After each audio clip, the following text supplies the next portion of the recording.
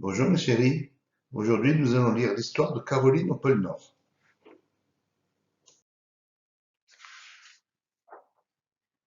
Attention, attention, Caroline et ses petits amis s'apprêtent à partir en voyage. Pourquoi cela? Nous allons le découvrir.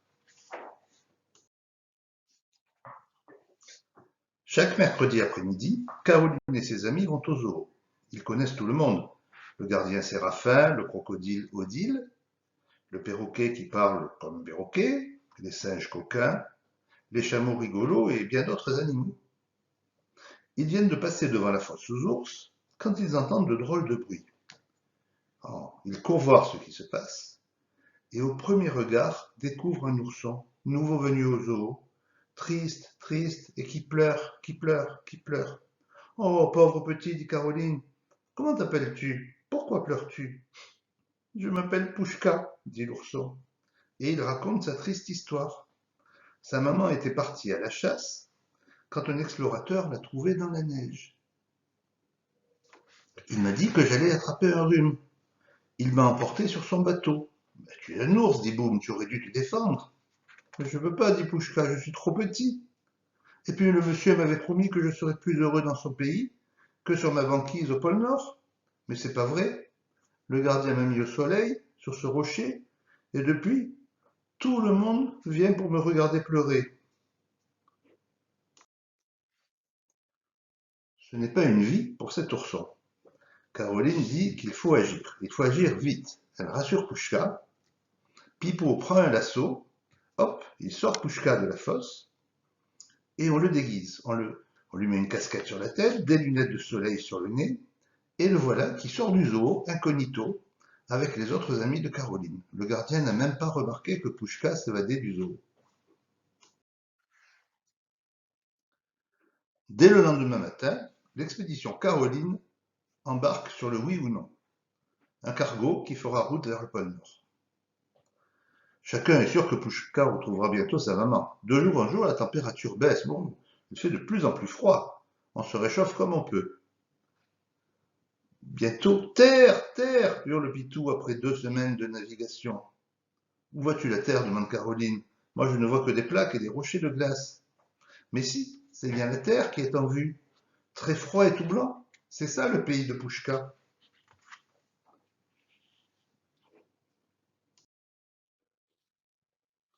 Impossible d'atteindre la côte avec le oui ou non. Il se briserait sur les blocs de glace. Heureusement, il y a de gentils esquimaux qui viennent et qui se chargent d'amener Caroline et ses amis jusqu'à la terre ferme. Vite, on dit au revoir au capitaine du cargo, en lui rappelant de surtout pas oublier de venir nous rechercher à la fin du printemps. Et on part, avec les Esquimaux.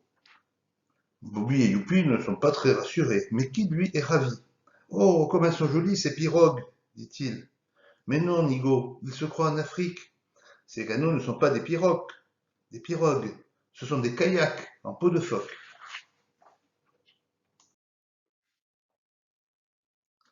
Quel bel accueil font les Esquimaux de Kilikili à Caroline et ses amis.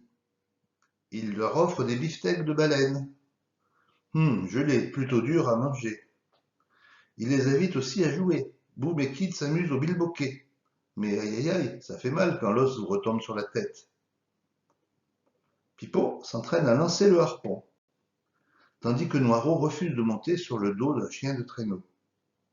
Et Pouchka, que fait-il? Eh bien, Pouchka, il raconte son histoire au chef du village. Le chef s'appelle Moustache à 12 pattes. Voici un traîneau et des vivres, dit Moustache à 12 pattes. Marchez plein nord et vous arriverez au pays des ours. Aussitôt l'expédition se met en route. Mais 1 heure plus tard, aïe aïe aïe, on glisse sur le dos, sur le ventre, sans pouvoir s'arrêter. Sur la glace, on glisse beaucoup. Catastrophe, Pouf est tombé dans une crevasse et il a perdu la boussole. Désormais, pour atteindre le pôle Nord, il faudra pas quitter des yeux l'étoile polaire.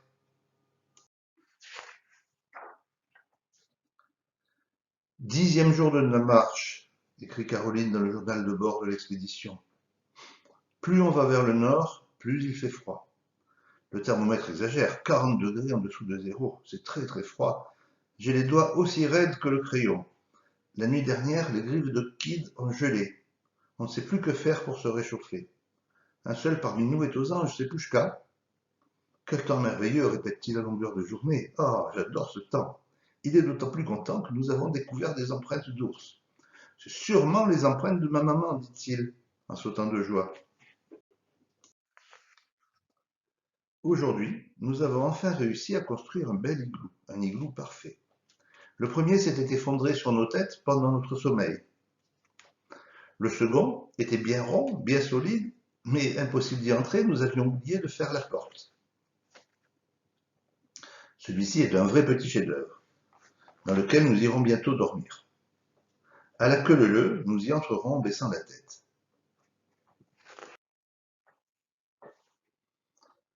Hélas, pendant la nuit, la tempête a soufflé. La neige a recouvert les empreintes des ours. Nous retrouverons ta maman, Pouchka, ne pleure pas, nous retrouverons ta maman.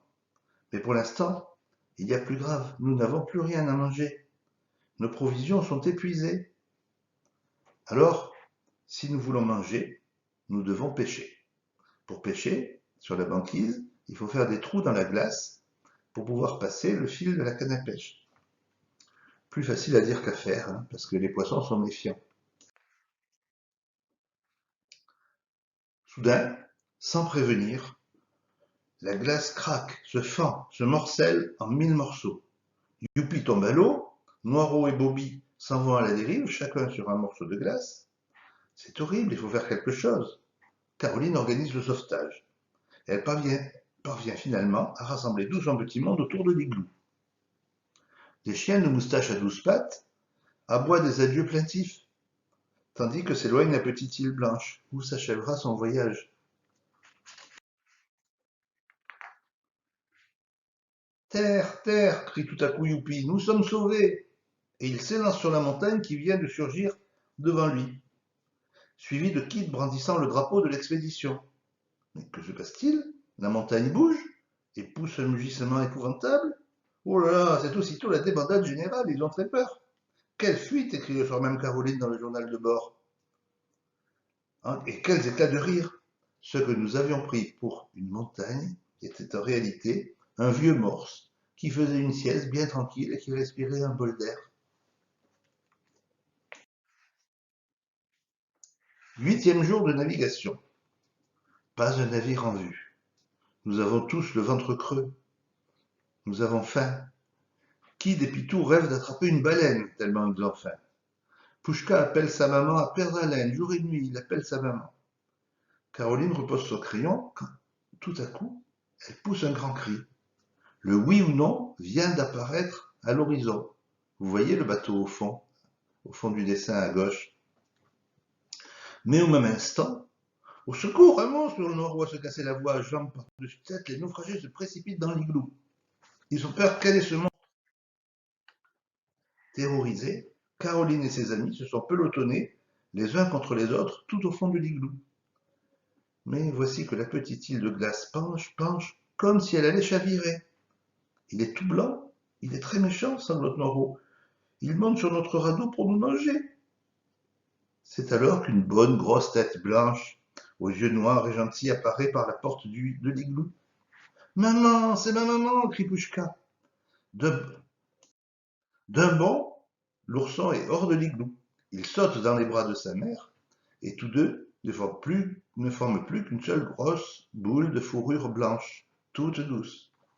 À coups de languette rose et de langue bleue, ils s'embrassent, à qui mieux. Devant ce spectacle attendrissant, comment ne pas avoir les larmes aux yeux? Peu après, le oui ou non et la petite île de glace sont rangés bord à bord. Tout s'est bien passé? Demande le capitaine. Mission accomplie, annonce Caroline avec fierté. Voyez vous-même, ajoute-t-elle en montrant Pouchka à côté de sa maman. Bientôt 3 coups de sirène retentissent. L'heure des adieux a sonné. Des adieux? Vraiment? Non, des au revoir seulement. Un jour, c'est certain, Caroline et ses petits amis reviendront au pôle Nord, voir le joli ourson blanc qui, un mercredi après-midi, s'évada d'un zoo incognito. Voilà la fin de l'histoire. Je vous embrasse.